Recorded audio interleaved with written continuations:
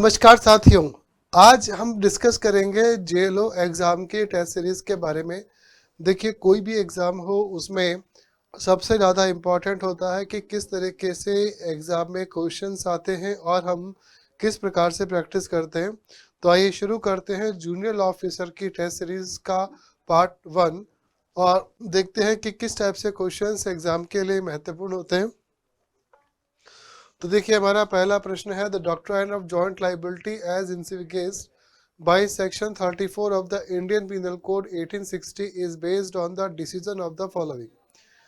देखिए, यहाँ पे आप लोगों के सामने चार जो है ऑप्शन दिए गए हैं, चार केस लॉज हैं। Barendra Kumar Ghosh versus Emperor, Mulcahy versus R, Pandurang versus State of Hyderabad और रेग वर्सेस क्रेस का केस है। अब देखिए, इस क्वेश्चन का जो सही आंसर है वो होगा आपका डी ऑप्शन, रेग वर्सेस क्रिस। अब देखो, सबसे पहली बात आती है कि हम लोग बात करते हैं कि आईपीसी का, इंडियन पिनल कोड का सेक्शन नंबर 34 क्या कहता है। आईपीसी का सेक्शन नंबर 34 कहता है कि कई व्यक्तियों के द्वारा किसी सामान्य आशय को अग्रेसित करने के लिए किया गया कार्य जो है वो सेक्शन नंबर 34 के अंतर्गत आता है। सेक्शन नंबर 32 जो है वो बात करता है किसकी, अवैध लोभ की बात करता है। ध्यान रखिएगा, सेक्शन नंबर 32 बात करता है अवैध लोभ की, जबकि सेक्शन नंबर 33, देखिए सेक्शन नंबर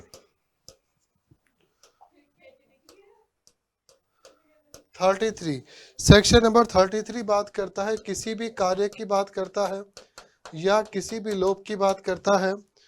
जबकि देखिए, जो सेक्शन नंबर 34 है, सेक्शन नंबर 32 है, वो बात करता है अवैध लोभ की बात करता है। ये किसकी बात करेगा, अवैध लोभ की बात करता है। अब देखिए, इसके लिए हम लोग देखते हैं कुछ और प्रसिद्ध केसों के बारे में देखते हैं। तो देखो, इसमें एक आता है पांडुरंग वर्सेस हैदराबाद राज्य का मामला। पांडुरंग वर्सेस हैदराबाद राज्य का मामला जो है वो सेक्शन 34 से संबंधित है, जिसके अंतर्गत जो है सामान्य आशय को अग्रेसित करने में सभी लोगों के द्वारा किए गए कार्य के लिए ये बताया गया है कि जब भी सामान्य आशय होता है तो उसके लिए देखिए योजना बनाना क्या है, आवश्यक होता है। तो यहाँ पे अपन इसको समझ सकते हैं कि यहाँ पर एक केस है और उस केस का नाम है पांडुरंग वर्सेस हैदराबाद राज्य का मामला है, जिसके अंतर्गत सेक्शन नंबर 34 जो है उससे बताया गया कि जब भी अपन बात करते हैं, सामान्य आशय की बात करते हैं, तो सामान्य आशय के लिए क्या आवश्यक है, योजना जो है वो होना आवश्यक है। अब यहाँ पर देखिए, सेक्शन नंबर जब बात करते हैं, सेक्शन नंबर 302 की बात करते हैं, तो सेक्शन नंबर 302 जो है उसको पढ़ा जाएगा सेक्शन नंबर 34 के साथ में पढ़ा जाता है। सेक्शन नंबर 302 को हमेशा सेक्शन नंबर 34 के साथ पढ़ा जाता है। और इसके अंतर्गत अपन एक केस और देखते हैं, वो है महमूद शाह बना एम्परर का केस है। महबूब शाह वर्सेस एम्परर, महबूब शाह बनाम एम्परर का केस है। उसके अंतर्गत हम लोग ये समझ सकते हैं कि सेक्शन 304 में ही आता है कि जो सामान्य आशय होता है, सामान्य आशय में क्या होता है, सक्रिय भागीदारी होनी बहुत आवश्यक है। अगर सक्रिय भागीदारी नहीं होती है तो वो सेक्शन नंबर 303 के 304 में नहीं जाएगा। फॉर एग्जाम्पल, अगर मान लीजिए अपराध हुआ है और अगर कोई व्यक्ति जो है उस घटना स्थल से चला गया, यानी कि वो उस जगह मौजूद ही नहीं है, उसका प्लान बदल गया, तो यहाँ पर वो जो है इसके अंतर्गत जो है अपराधी नहीं माना जाएगा। तो यहाँ पर 304 के अंतर्गत क्या होगा कि यहाँ पर हम लोग देखेंगे कि जब अपन बात करेंगे सेक्शन नंबर 34 की बात करते हैं, 34 की बात करते हैं, तो आईपीसी का सेक्शन नंबर 34 कहता है कि सामान्य आशय के लिए सक्रिय भागीदारी का होना बहुत आवश्यक है। अगर सक्रिय भागीदारी होगी तभी सेक्शन 34 एप्लीकेबल होगा। उसके अलावा देखिए, एक और मामला आता है, वो है कृष्ण गोविंद बनाम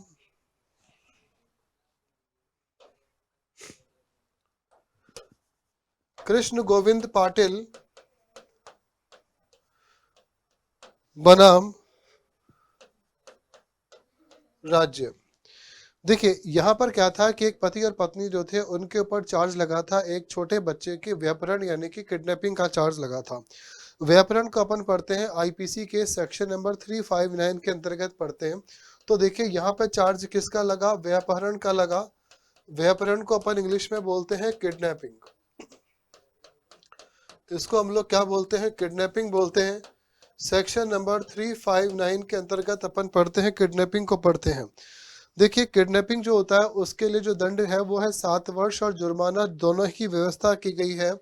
और सेक्शन नंबर 363 के अंतर्गत जो है हम लोग इसका अंदर पढ़ते हैं किसको, किडनैपिंग के दंड को, यानी कि किडनैपिंग जो है उसके दंड को पढ़ते हैं। जो दंड जो यहाँ पे दिया गया है 7 वर्ष और जो है जुर्माना जो है उसके लिए दिया गया है। और उसके अलावा यदि मैं बात करता हूँ अपहरण की बात करता हूँ तो देखिए 362 के अंतर्गत, यानी कि जो सेक्शन नंबर, अगर अपन बात करते हैं अपहरण तो अपहरण को अपन बोलते हैं एबडक्शन। एबडक्शन की डेफिनेशन दी गई है सेक्शन नंबर 362 के अंतर्गत। तो यहाँ पर क्या था, कृष्ण गोविंद पाटिल बनाम राज्य का मामला था, जिसके अंतर्गत जो थी एक तो पति था और एक जो है उसकी पत्नी, एक पति और एक जो है पत्नी, दोनों के ऊपर जो है चार्ज थे, यानी पति और पत्नी दोनों के ऊपर चार्ज थे।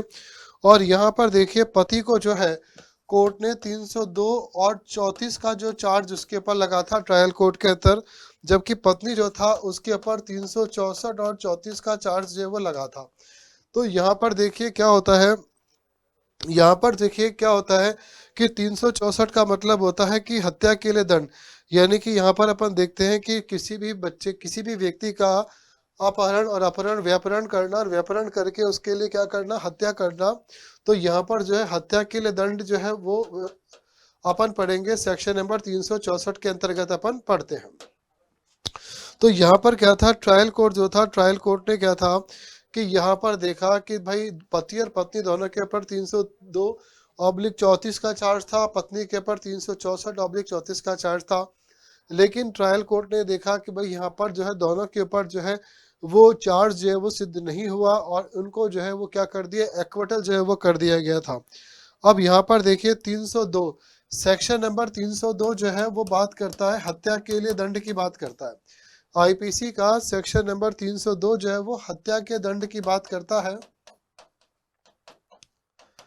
हत्या को अपन पढ़ेंगे आईपीसी के सेक्शन नंबर 300 के अंतर्गत अपन हत्या को पढ़ते हैं। और यहाँ पर देखिए क्या होता है कि सेक्शन नंबर 148, सेक्शन नंबर 148 जो है वो आईपीसी का वो कहता है घातक आयुधों से सुसज्जित होकर बलवा करना। सेक्शन नंबर 148 जो है वो कहता है कि घातक आयुध, ये कहता है घातक आयुध, और घातक आयुधों से क्या कहता है, हमला करने की बात को करता है। जबकि सेक्शन नंबर 149 जो है वो बात करता है विधि विरुद्ध जमाव की बात करता है, यानी कि सामान्य आशय में अगर अपराध होता है तो विधि विरुद्ध जमाव का सदस्य जो है उसको अपन पढ़ेंगे सेक्शन नंबर 149 के अंतर्गत पढ़ते हैं। तो यहाँ पर अपन देखेंगे कि 302 के अंतर्गत क्या है, हत्या के लिए दंड है। और यहाँ पर क्या है, हत्या के लिए दंड जो है वो क्या दिया गया है, मृत्यु या आजीवन कारावास जो है वो दिया गया है। तो इस प्रकार से हमारे इस क्वेश्चन का आंसर हो जाएगा डी ऑप्शन। अगला क्वेश्चन नंबर 2 है, which of the following is not a public servant. उपरोक्त में से कौन सा जो है वो पब्लिक सर्वेंट नहीं है। देखिए इंग्लिश के कुछ क्वेश्चंस लेके आए मैं, पर आप चिंता मत करिए, मैं आपको इसको हिंदी में कन्वर्ट कर दूंगा। पहला है म्युनिसिपल कमिश्नर, दूसरा है मेंबर ऑफ पार्लियामेंट, तीसरा है एमएलए और फोर्थ है एग्जामिनर ऑफ यूनिवर्सिटी। तो देखिए इसका जो सही आंसर होगा वो होगा एग्जामिनर ऑफ यूनिवर्सिटी, यानी कि एग्जामिनर ऑफ यूनिवर्सिटी जो है वो क्या नहीं है, पब्लिक सर्वेंट जो है वो नहीं होता। अब देखिए यहाँ पर अपन बात करते हैं पब्लिक सर्वेंट। हम लोग देखते हैं पब्लिक सर्वेंट, पब्लिक सर्वेंट की डेफिनेशन, यानी कि इसको अपन बोलते हैं लोक सेवक।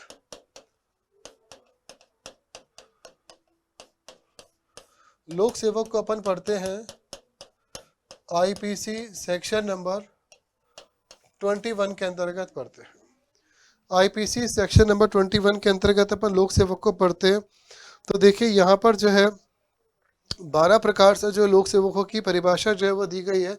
सबसे फर्स्ट अपन देखते हैं, यानी कि पहला जो टाइप है वो तो यहाँ पर देखो रिपील जो है वो कर दिया गया है। सेकंड नंबर के अपन अपन देखते हैं तो यहाँ पर बात करते हैं कि भारत की सेना या नौसेना, इनका कोई भी व्यक्ति जो है वो क्या माना जाएगा, लोक सेवक जो है वो माना जाएगा। उसके बाद में देखिए थर्ड नंबर पे हम बात करते हैं हर न्यायाधीश। हर न्यायाधीश जो है वो क्या है, यहाँ पर लोक सेवक है, उसको क्या माना जाएगा, लोक सेवक माना जाएगा। फोर्थ नंबर पर हम देखते हैं यहाँ पे न्यायालय का ऑफिसर। फोर्थ नंबर पर अपन देखते हैं न्यायालय का ऑफिसर। तो देखिए न्यायालय का जो ऑफिसर है उसे अपन क्या कहते हैं, लोक सेवक जो है वो कहते हैं। उसके अलावा देखिए जूरी सदस्य, जो जूरी सदस्य है, और असेसर,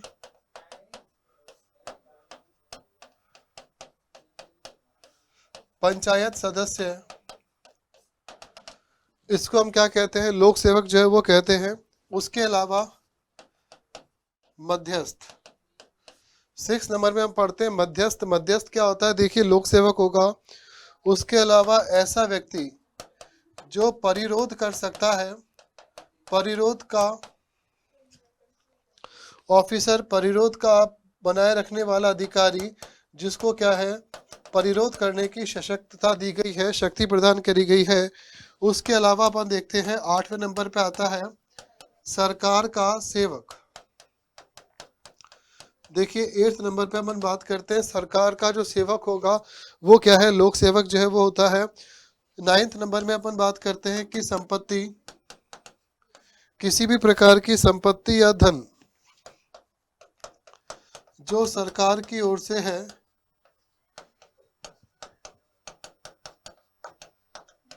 धारण करने वाला।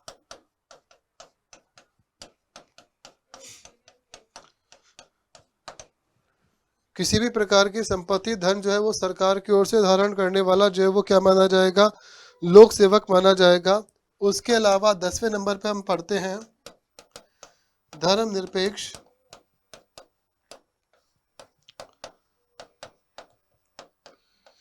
प्रयोजन के लिए। धर्मनिरपेक्ष प्रयोजन के लिए जो है कोई भी व्यक्ति काम करेगा वो क्या है, लोक सेवक माना जाएगा। उसके अलावा 11वें नंबर में हम देखते हैं निर्वाचन में भाग लेने वाला। जो भी निर्वाचन में भाग लेगा वो क्या होगा, लोक सेवक जो है वो माना जाएगा। उसके अलावा यहाँ पर अपन देखते हैं 12वें नंबर में है सरकार की ओर से वेतन प्राप्त करने वाला। सरकार की ओर से वेतन या सेवा में लगा हुआ व्यक्ति जो है वो क्या है, वो जो है सरकारी सेवक, यानी कि वो जो है लोक सेवक माना जाएगा। इसके अंतर्गत अपन एक प्रमुख प्रसिद्ध केस को भी देखते हैं। तो देखिए इसमें हम लोग देखते हैं RS नायक बनाम AR अंतुल्य। इस प्रमुख वाद के अंतर्गत जो है ये बताया गया कि आईपीसी का सेक्शन नंबर 21 जो है, जो लोक सेवक की बात करता है, तो लोक सेवक जो है वो उसको बताया गया है। अब देखिए यहाँ पर खंड 8 के अनुसार अगर हम बात करते हैं तो सरकारी स्कूल का शिक्षक जो होता है, एक पटवारी जो है, कोतवाल जो है, परिवहन निगम का चालक जो होता है, उसके अलावा इंडियन एयरलाइंस का जो पायलट है वो जो है वो क्या माना जाएगा, लोक सेवक माना जाएगा। उसके अलावा खंड 9 के अनुसार अगर हम मुख्यमंत्री की बात करते हैं तो मुख्यमंत्री भी क्या होता है, लोक सेवक होता है। तो इस प्रकार से अपन देखते हैं कि आईपीसी के अंतर्गत धारा 21 जो है वो लोक सेवक की बात करती है। अब देखिए यहाँ पर है अगला प्रश्न 3rd नंबर का, जो कहता है movable property under IPC. Movable property का मतलब होता है जंगम संपत्ति। तो जंगम संपत्ति को अपन पढ़ते हैं आईपीसी के सेक्शन नंबर 22 में पढ़ते हैं। तो इसका जो आंसर होगा वो आंसर हो जाएगा बी हो जाएगा। अब देखिए यहाँ पर अपन जब बात करते हैं जंगम संपत्ति की बात की जाती है, तो जंगम संपत्ति का मतलब है कि वह संपत्ति जो कि भूमि या भूमि से आबद्ध नहीं है, ऐसी संपत्ति जो है उसे क्या कहा जाता है, जंगम संपत्ति कहा जाता है। और आईपीसी की धारा 22 के अंतर्गत जंगम संपत्ति की नकारात्मक यानी कि नेगेटिव परिभाषा, नेगेटिव डेफिनेशन जो है वो यहाँ पे दी गई है। और यहाँ पर देखिए एक बहुत ही प्रसिद्ध केस है जिस केस का नाम है अवतार सिंह बनाम राज्य का मामला है, जिसके अंतर्गत जो है जंगम संपत्ति की परिभाषा को बताया गया है। देखिए कोई भी मानव चाहे जीवित हो या फिर मृत हो, वो जो है यहाँ पर जंगम संपत्ति नहीं माना जाएगा, वो जंगम संपत्ति नहीं माना जाएगा। उसके अलावा मछली जो होती है उसे अपन क्या मानेंगे, जंगम संपत्ति, उसको जो है अपन क्या मानेंगे, उसको जंगम संपत्ति, इसको स्थावर संपत्ति मानेंगे। और उसके अलावा जैसे मम्मी जो होती है ना, मम्मी क्या है, स्थावर संपत्ति है, मम्मी को क्या माना जाएगा, स्थावर संपत्ति माना जाएगा। तो क्वेश्चन नंबर 3 का हमारा आंसर हो जाएगा सेक्शन नंबर 22। चलिए आगे देखते हैं।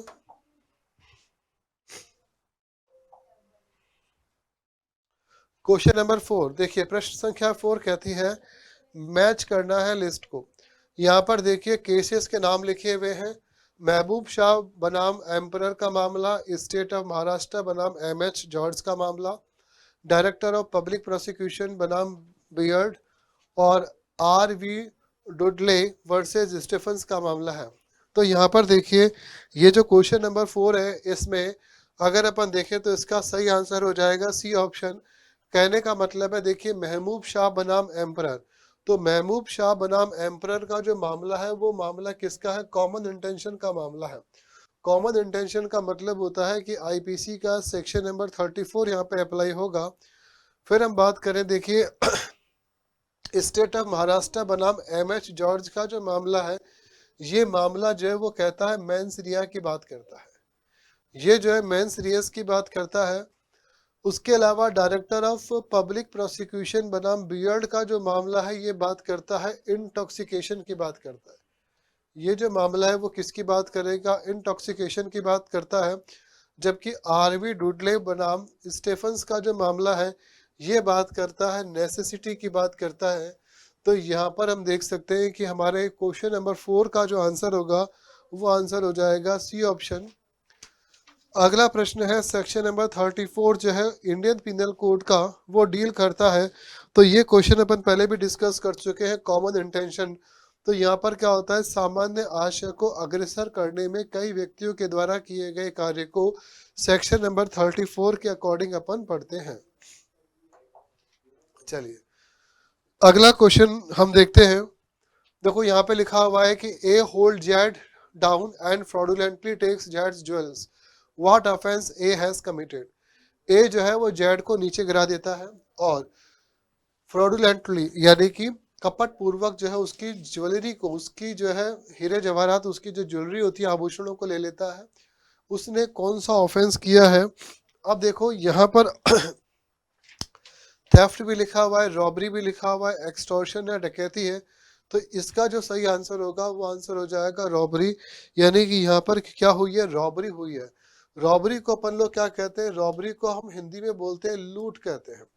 रॉबरी को क्या कहेंगे, लूट कहेंगे। और आईपीसी का सेक्शन नंबर 390 जो है वो किसकी बात करता है, सेक्शन नंबर 390 जो है वो लूट की बात करता है, रॉबरी की बात करता है कि यदि रॉबरी हुई है तो रॉबरी में आईपीसी का सेक्शन नंबर 390 जो है वो अप्लाई होता है। अब देखिए यहाँ पर जो है जब रॉबरी की बात करें तो इसका जो दंड है, इसका जो दंड है वो सेक्शन नंबर 392 के अंतर्गत इसके दंड की बात की गई है। और यहाँ पर देखिए दंड जो है वो 10 वर्ष तक का दिया जा सकता है, 10 वर्ष तक का दंड जो है वो दिया जा सकता है। और यहाँ पर ये भी हम देखते हैं कि इसके दंड के अंतर्गत सेक्शन नंबर 392 के अकॉर्डिंग, 392 के अकॉर्डिंग अगर कोई भी व्यक्ति सूर्यास्त और सूर्योदय के बीच में राजमार्ग पर लूट करता है तो ऐसे किसी भी व्यक्ति को 14 वर्ष तक की सजा जो है वो दी जा सकती है। आईपीसी का सेक्शन नंबर 392 जो है वो इस बात को करता है। तो आईपीसी का सेक्शन नंबर 392 जो है वो किसकी बात करेगा, लूट के दंड की बात करेगा। अब यहाँ पर हम ये समझ सकते हैं कि देखिए जब अपन बात करते हैं थेफ्ट की, जब हम बात करते हैं थेफ्ट यानी कि हम बात करते हैं चोरी की बात करते हैं, तो देखो भाई चोरी जो है उसको अपन पढ़ेंगे सेक्शन नंबर 378 में पढ़ते हैं। लेकिन चोरी के अंतर्गत अगर मान लीजिए किसी भी व्यक्ति की मृत्यु हो जाती है, तो मृत्यु कारित करने के लिए यानी कि चोरी करने के कारण अगर मृत्यु कारित हो जाती है, तो यहाँ पर जो थेफ्ट होगी वो क्या बन जाएगी, लूट बन जाएगी। यानी कि ऐसी जो है, यानी कि हम लोग ये देख सकते हैं कि इस प्रकार की जो थेफ्ट होगी वो क्या बन जाएगी, रॉबरी जो है वो बन जाएगी। उसके अलावा देखिए जो अपन बात करते हैं एक्सटॉर्शन की बात करते हैं, एक्सटॉर्शन यानी कि उद्यापन, इसको अपन पढ़ते हैं सेक्शन नंबर 383 के अंतर्गत पढ़ते हैं।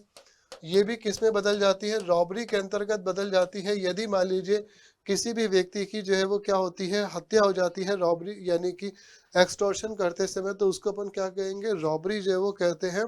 तो क्वेश्चन नंबर 6 में हमारा जो आंसर हो जाएगा वो हो जाएगा रॉबरी, यानी कि बी जो है वो हमारे क्वेश्चन का आंसर है। अगला क्वेश्चन है, the word injury in the section 44 of IPC denotes harm illegally cause to, यानी कि जो क्षति है आईपीसी के सेक्शन नंबर 44 के अकॉर्डिंग के अनुसार किसी भी प्रकार का जो इलीगल जो हार्म होती है वो डिनोट करेगा। तो देखो यहाँ पे सभी आंसर ठीक है, body, property, mind and reputation, यानी कि किसी भी व्यक्ति के शरीर को, संपत्ति को या उसकी प्रतिष्ठा को किसी भी प्रकार से जो हानि होती है उसी को अपन क्या कहते हैं, क्षति कहते हैं। प्रश्न संख्या 8 कहता है, under which of the following sections of the IPC. तो देखो भाई यहाँ पर बात की जाएगी क्वेश्चन नंबर 8 के अकॉर्डिंग अपन बात करते हैं कि हार्बरिंग, हार्बरिंग का मतलब होता है संशय देना। तो संशय देने को अपन कहाँ पढ़ेंगे, आईपीसी के सेक्शन नंबर 52A के अकॉर्डिंग हम पढ़ते हैं, हार्बरिंग को पढ़ते हैं, संशय देने को पढ़ेंगे। और यहाँ पर सेक्शन नंबर 52A जो है वो काम आएगा। और देखो भाई यहाँ पर अपन बात करते हैं तमिलनाडु, तमिलनाडु बनाम राज्य का मामला है, जिसके अंतर्गत जो है हार्बरिंग की बात को की गई है, यानी कि हार्बरिंग यानी कि संशय जो है वो देना।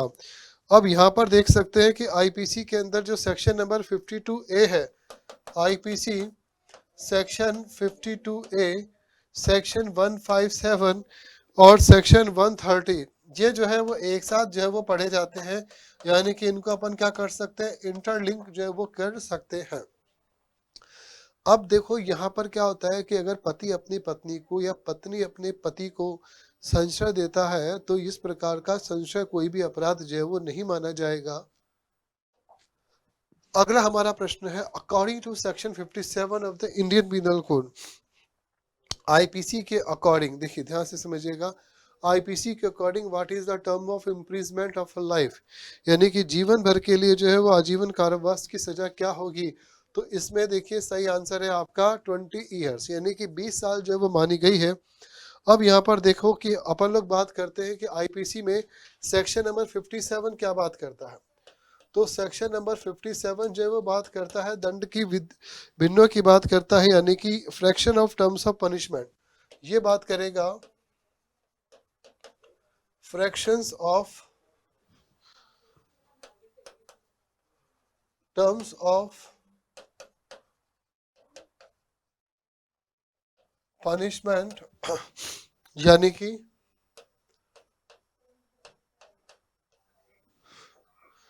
दंडा विधियों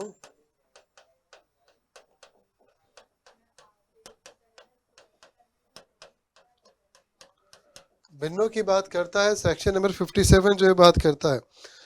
अब देखिए आईपीसी में सेक्शन नंबर 55 यानी कि सेक्शन 55 जो है वो कहता है कि आजीवन कारावास के दंडादेशों के लघुकरण की बात की जाती है आईपीसी के सेक्शन नंबर 55 के अंतर्गत, जो कि कितनी है, 14 वर्ष से अधिक नहीं है। यानी कि किसी भी व्यक्ति को 14 वर्ष से अधिक की सजा जो है वो नहीं दी जा सकती। सेक्शन नंबर 55 जो है वो ये कहता है कि 14 वर्ष से ज़्यादा की सजा जो है वो नहीं दी जा सकती। तो यहाँ पर देखिए इसे बोला गया है। और अगर हम बात करते हैं, केस है, प्रसिद्ध केस है गोपाल विनायक गौड़ से, गोपाल विनायक गौड़ से वर्सेस राज्य, और ये देखिए आईपीसी सेक्शन नंबर 53 की बात को करता है।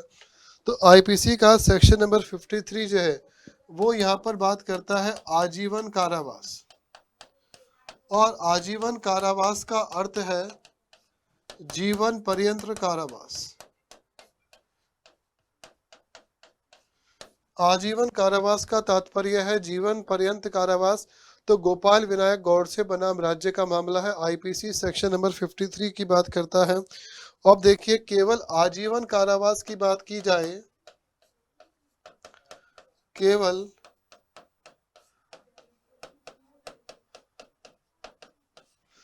आजीवन कारावास की बात की जाए तो IPC section 370 B, IPC section 370 B, और देखिए 370(6) और सेक्शन नंबर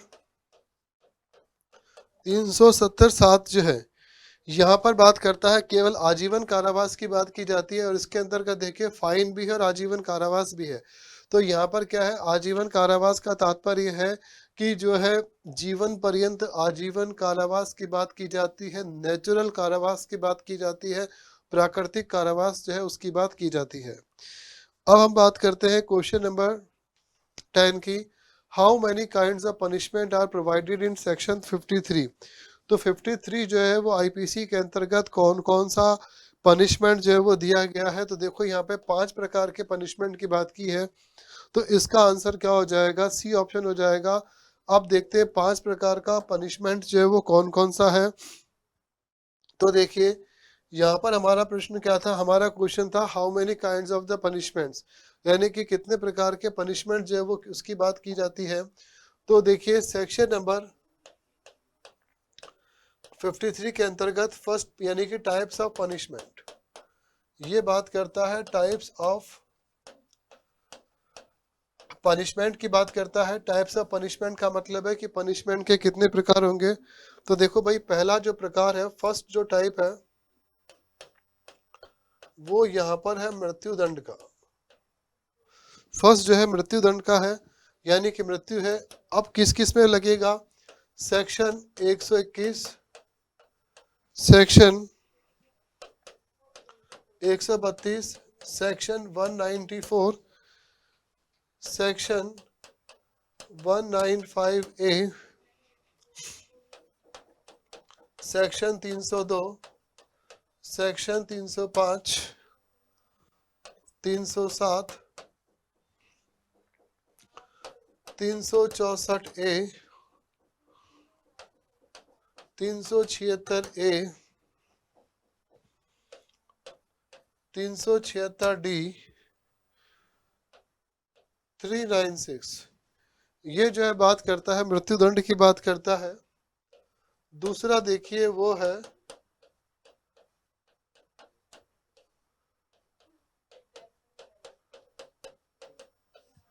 आजीवन कारावास, थर्ड को रिपील कर दिया गया है। फोर्थ है कारावास, 2 प्रकार का कारावास है, सादा और कठिन, इसको हम बोलते हैं सश्रम कारावास। तो 2 प्रकार का कारावास है, सादा और कठिन। 5वें नंबर पर है संपत्ति का संपहरण, और 6 नंबर पर है जुर्माना। तो देखिए टोटल 5 प्रकार के पनिशमेंट की बात करता है आईपीसी का सेक्शन 53 जो है वो पनिशमेंट के प्रकारों की बात करता है। तो 5 प्रकार के पनिशमेंट जो वो इस तरीके से हैं।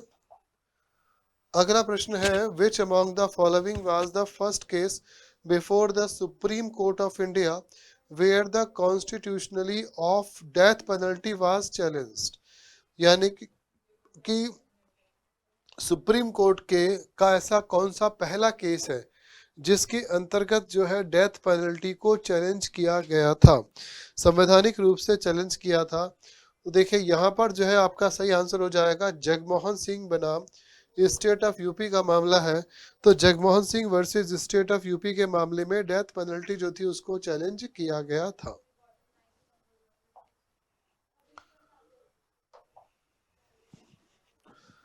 देखो नेक्स्ट है when the offence is punishable, यदि जब ऑफेंस पनिशेबल है with imprisonment as well as fine, imprisonment की तरह जैसे फाइन भी लिया जाएगा, maximum terms of imprisonment that can be awarded in default of payment of fine shall not be exceeded. तो देखो भाई यहाँ पर जो है बात किसकी की जा रही है, आईपीसी के सेक्शन 65 की बात की जा रही है। आईपीसी के सेक्शन नंबर 65 की बात की जा रही है। तो यहाँ पर कितना जो है दंड दिया गया है 1/4 यानी कि 1/4 से कम नहीं होगा। और यहाँ पर देखो सेक्शन नंबर जो 63 है, सेक्शन नंबर 63 है वो बात करता है जुर्माने की रकम, वो बात करता है जुर्माने की रकम की बात करता है, यानी कि हम बात करेंगे इसको बोलते हैं अमाउंट ऑफ फाइन। ये किसकी बात करेगा, अमाउंट ऑफ फाइन की बात करेगा, जुर्माने की रकम की बात करेगा। तो इसमें देखो सही आंसर हो जाएगा 1/4। अगला क्वेश्चन है under IPC which of the following section make provision of solitary confinement. तो देखो भाई सॉलिटरी कन्फाइनमेंट यानी कि एकांत परिरोध, तो एकांत परिरोध के अंतर्गत कौन सा सेक्शन है, सेक्शन नंबर 73।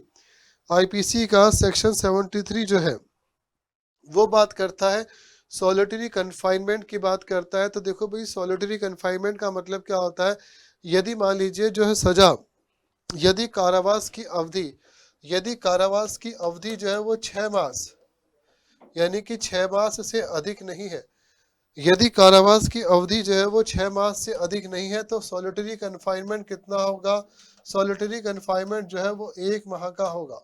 सॉलिटरी कन्फाइनमेंट जो है वो 1 माह से अधिक का नहीं होगा, यानी कि 1 माह का ही होगा।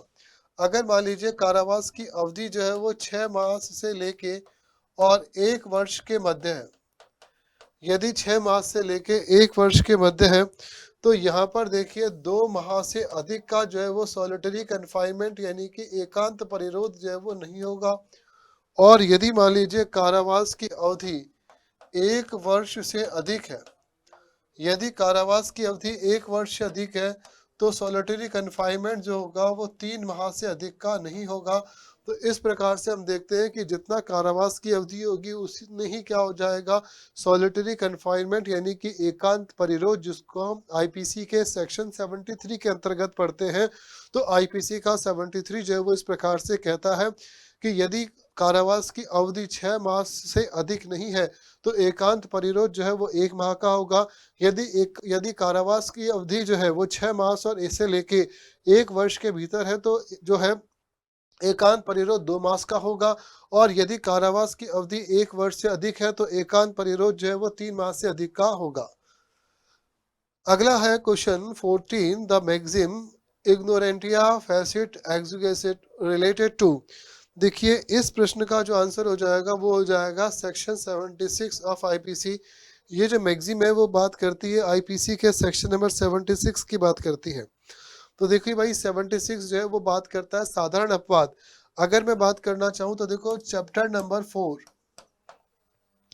चैप्टर जो 4 है आईपीसी का, जिसमें सेक्शन 76 से लेके सेक्शन 106 है, और ये सारे के सारे सेक्शन कहते हैं जनरल एक्सेप्शन को। ये बात करते हैं जनरल एक्सेप्शन की बात करते हैं, साधारण अपवाद की बात करते हैं।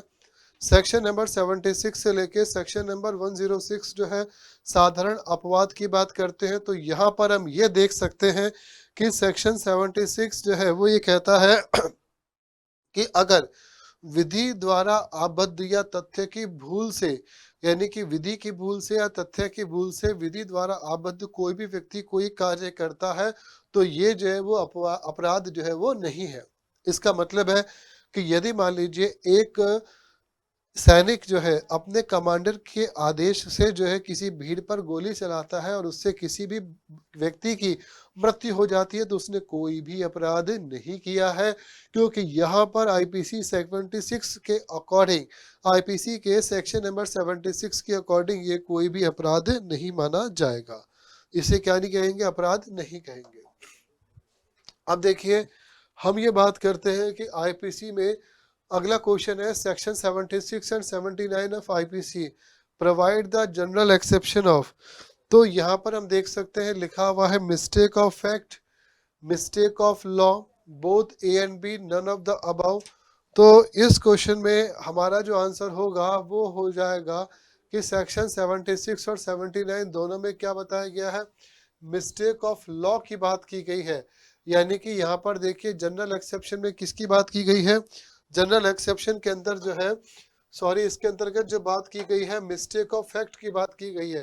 कहने का मतलब है कि मिस्टेक ऑफ फैक्ट जो है वो तो एडमिशेबल है, लेकिन मिस्टेक ऑफ लॉ जो है वो एडमिशेबल नहीं है, यानी कि विधि की भूल क्षम्य नहीं है, जबकि तथ्य की भूल जो है वो क्या है, क्षम्य है।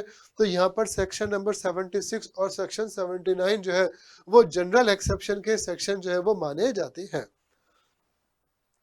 अगला क्वेश्चन है क्यू पैकेटिब्रेस let so brace deal with, ये जो है एक लैटिन मैक्सिम है भाई। तो इसमें देखो क्या आंसर है, इंटॉक्सिकेशन, ये किसकी बात करता है, इंटॉक्सिकेशन की बात करता है। अगला क्वेश्चन है A is at work with a hatchet, hatchet मतलब कि एक ऑक्स कुल्हाड़ी जो है उसकी बात की जा रही है।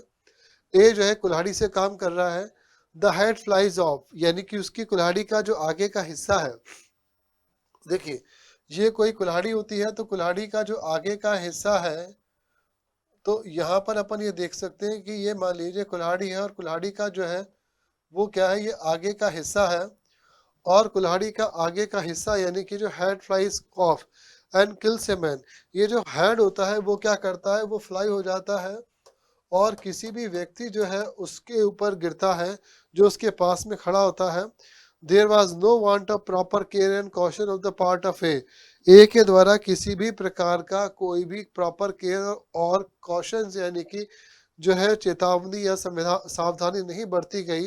तो बताएं ए जो है इनमें से किस अपराध का अपराधी होगा, मर्डर का, कॉजिंग डेथ बाय नेग्लिजेंस का, कल्पेबल होमिसाइड का, नॉट अमाउंट टू मर्डर, या नो ऑफेंस। तो इसका सही आंसर हो जाएगा नो ऑफेंस, यानी कि हम यहाँ पर कहेंगे कि इसने कोई भी अपराध नहीं किया है। अब ये जो बात है वो आएगी आईपीसी के सेक्शन नंबर 80 के अंतर्गत।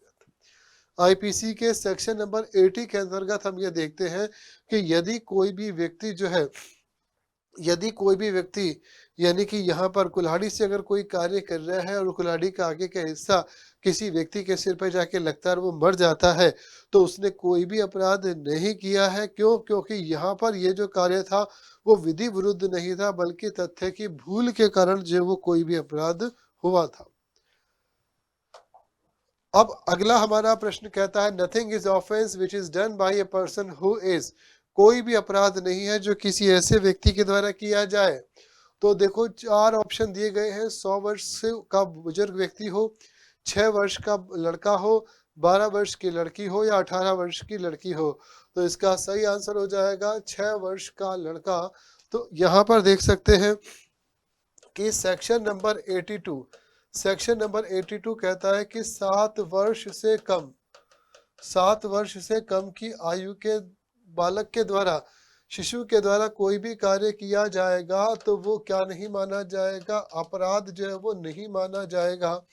आईपीसी का सेक्शन नंबर 83 कहता है कि 7 वर्ष से लेके 12 वर्ष तक की आयु के किसी भी बालक के द्वारा किया गया कार्य जो कि इस अवस्था में नहीं है कि वो समझ सके कि वो कार्य की प्रकृति क्या है, कार्य कैसा है, तो वो क्या नहीं माना जाएगा, अपराध जो है वो नहीं माना जाएगा। आईपीसी का सेक्शन नंबर 84 कहता है किसी भी विकृत चित्त व्यक्ति के द्वारा किया गया कार्य, अगर कोई भी विकृत चित्त व्यक्ति जो है किसी भी कार्य को करता है, विकृत चित्त व्यक्ति के द्वारा किया गया कार्य, तो अगर कोई भी विकृत चित्त व्यक्ति के द्वारा कोई भी कार्य किया जाएगा तो वो अपराध जो है वो नहीं माना जाएगा। और सेक्शन नंबर 85 जो है वो कहता है कि मत्तता की अवस्था में, मत्तता का मतलब है इंटॉक्सिकेशन की अवस्था में, मत्तता की अवस्था में अगर कोई भी कार्य किया जाएगा तो वो जो है वो अपराध नहीं माना जाएगा। तो उसे अपन क्या नहीं कहेंगे, अपराध जो है वो नहीं कहेंगे। तो यहाँ पर हमारा आंसर हो जाएगा बी ऑप्शन। अगला हमारा प्रश्न है the leading case on section 83 of IPC section 83 जो है वो आईपीसी का, तो सेक्शन 83 देखिए क्या है। सेक्शन नंबर 83 कहता है 7 वर्ष से लेके 12 वर्ष तक की आयु के किसी भी बालक के द्वारा किया गया कार्य जो उस कार्य की प्रकृति को समझने में असमर्थ है या जिसका मानसिक विकास नहीं हुआ है तो वो अपराध नहीं मानी जाएगी। तो इसके अंतर्गत देखिए जो केस है वो है उला वर्सेस किंग का एक मामला है जो आया था। अब हम बात करते हैं, हमारे अगला प्रश्न कहता है the chief elements necessary to constitute a crime. किसी भी अपराध के लिए, क्राइम का मतलब है किसी भी अपराध के लिए ऑफेंस की परिभाषा आईपीसी के सेक्शन नंबर 40 में दी गई है। ऑफेंस की परिभाषा आईपीसी के सेक्शन 40 में दी गई है, लेकिन क्राइम की परिभाषा आईपीसी में नहीं दी गई है। तो यहाँ पर हम बात करते हैं कि चीफ एलिमेंट क्या है, तो ह्यूमन बीइंग भी एलिमेंट है, एविल इंटेंशन भी जो है वो एक रीजन है इसका, और injury to another human being और सोसाइटी ये भी इसका रीजन है। तो इसका आंसर हो जाएगा ऑल ऑफ द अबव, यानी कि सारे के सारे आंसर हमारे कैसे हैं, बिल्कुल ही करेक्ट है। तो इसका आंसर क्या हो जाएगा भाई, 20 का आंसर हो जाएगा ऑल ऑफ द अबव। आइए चलते हैं हमारे अगले प्रश्न की ओर। हमारा अगला प्रश्न कहता है Which of the following is a leading case on intoxication? Intoxication का मतलब हो गया कौन सा सेक्शन, सेक्शन नंबर 85। तो सेक्शन नंबर 85 में हम देखें तो देखो भाई हमारा जो सही आंसर हो जाएगा वो है डायरेक्टर पब्लिक प्रोसिक्यूशन बनाम बियर्ड का मामला है, जो कि बात करता है मत्तता की अवस्था की बात करता है कि मत्तता की अवस्था में कोई भी कार्य किया जाएगा, तो हम उसकी बात करते हैं। क्वेश्चन नंबर 22 कहता है देखिए कि ए जो है एक स्नैक चार्मर्क है, सपेरा है जो कि क्या करता है, परसुएट प्रलोभन करता है बी को कि वो जो है अलाउ करे himself to be bitten by a poisonous snake, कि वो एक जहरीले सांप से स्वयं को कटवाए, including B to believe that, और ये मानते हुए बी जो है ये विश्वास करते हुए कि he had power to protect B from harm, कि उसके पास में बी को प्रोटेक्ट करने की पावर है। बी कंसेंट, बी जो है वो अपनी सहमति दे देता है और मर जाता है। तो देखो यहाँ पे 4 ऑप्शन दिए गए हैं, बताइए क्या आंसर होगा। तो इसमें देखिए बी ऑप्शन करेक्ट आंसर है, ए इज लाइबल, ए जिम्मेदार है। जबकि बी ने सहमति दी है फिर भी जो है वो ए क्या है, जिम्मेदार है। सच कंसेंट वाज फाउंड, और ऐसी जो सहमति पाई गई is that in the believe that A had the power to cure snake bites, कि ए के पास में क्या है, पावर है कि वो क्या कर सकता है, सांप के काटे हुए का इलाज कर सकता है। अब यहाँ पर देखो इसमें जो है वो क्या है, इसके अंतर्गत अपन देखें कि जो कौन सा सेक्शन अप्लाई हो रहा है, सेक्शन नंबर 90 जो है वो अप्लाई हो रहा है। सेक्शन नंबर 90 जो है वो किसकी बात करता है, गुड फेथ की बात करता है कि सद्भावना में अगर कोई भी कार्य किया जाए तो। अब देखो क्वेश्चन नंबर 23 हमारा है in which section of Indian Penal Code, Indian Penal Code का कौन सा सेक्शन जो है वो गुड फेथ की बात करता है, हैज नॉट बीन यूज, जिसमें गुड फेथ का यूज नहीं हुआ है। तो इसमें आंसर हो जाएगा सेक्शन नंबर 90। सेक्शन नंबर 90 यानी कि इसमें गुड फेथ का यूज नहीं हुआ है, जबकि सेक्शन 89, 92 और 93 इसके अंतर्गत गुड फेथ का यूज हुआ है। प्रश्न संख्या 24 हमारी कहती है X a doctor informs his patient. X एक डॉक्टर है जो कि अपने पेशेंट को इन्फॉर्म करता है, अपने पेशेंट वाई को इन्फॉर्म करता है कि he has cancer which is in its last stage, कि उसको क्या है, कैंसर है जो अपनी आखिरी स्टेज पर है। एक्स जो है वो रिक्वेस्ट करता है वाई को to arrange his family affairs, कि वो अपने परिवार के सभी कार्यों को करे, as he cannot survive for more than, कि अब जो है उसके पास में ज़्यादा दिन नहीं है, then a couple of was.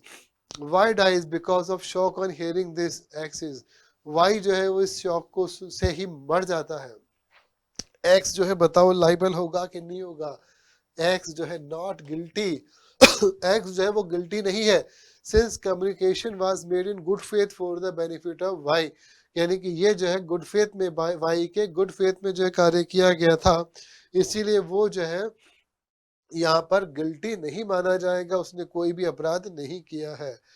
Question number 25 कहता है match the general defences under the Indian penal code 160 list 1 sorry ये 1860 है, गलत हो गया। List first which the cases in list second and select the correct answer using codes given below. देखिए इस question का जो सही आंसर है वो आपका ए ऑप्शन है। किस तरीके से हम जब बात करते हैं अनसाउंडनेस ऑफ माइंड की बात करते हैं, तो अनसाउंडनेस ऑफ माइंड में जो केस है वो है आपका दया भाई छगन भाई Thakkar versus state of Gujarat का मामला है। और यहाँ पर देखिए बी जो है वो इंटॉक्सिकेशन के अंतर्गत जो केस है वो है वासुदेव बनाम स्टेट ऑफ पेप्स्यू का मामला है। उसके अलावा प्राइवेट डिफेंस में हम लोग देखते हैं कि डीओ नारायण बनाम स्टेट ऑफ यूपी का मामला है। और मिस्टेक ऑफ फैक्ट के अंतर्गत अपन देखते हैं कि स्टेट ऑफ उड़ीसा बनाम राम बहादुर थापा का मामला है। तो इस प्रकार से हमारा जो आंसर होगा वो क्वेश्चन 25 में ए ऑप्शन जो है वो होगा। तो ये थी हमारी आज की जो है जेएलओ जूनियर लॉ ऑफिसर के एग्जाम के लिए आईपीसी के कुछ प्रश्नों का श्रृंखला। मैं समझता हूँ कि यहाँ पर देखिए किस तरीके से एग्जाम में प्रश्न आते हैं, क्या एग्जाम का पैटर्न रहता है, किस तरीके से हमें क्वेश्चन अटेम्प्ट करने चाहिए वो हम देख सकते हैं। और आगे भी हम इस प्रकार की सीरीज जो है लाएंगे आप लोगों के लिए। कमेंट बॉक्स में प्लीज़ कमेंट करके मुझे बताएं कि आपको हमारी सीरीज़ जो है वो किस तरह कैसे लगी और किस किस विषय पर आप चाहते हैं कि ऐसे क्वेश्चंस इस प्रकार की सीरीज़ हम लाते रहें। ज़रूर कमेंट कीजिएगा, लाइक और सब्सक्राइब ज़रूर कीजिएगा। हम फिर मिलेंगे और इस प्रकार से और जो है जेएलओ के एग्ज़ाम्स और जो अदर एग्ज़ाम्स है उसकी भी सीरीज़ लाते रहेंगे। तो कमेंट बॉक्स में ज़रूर कमेंट करिएगा। शुक्रिया।